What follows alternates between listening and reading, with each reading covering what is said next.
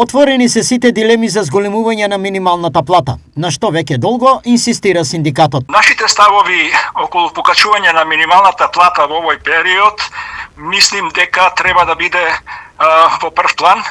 Дали ќе се зголемува минималната плата, дали ќе се менува законот за минимална плата со анекс договор кој што би значил до март за одреден процент покачување на платата дополнително во март да се допокачи платата. Од владата категорично не за сега нема, но интенциите дека тоа сега не може да се случи потврди министерот за економија Бесар Дурмиши. Зголемувањето на минималната плата во овој момент е невозможно, бидејќи сегашната методологија за нејзино зголемување мора да се измени, како и самата законска регулатива. Објасни Дурмиши.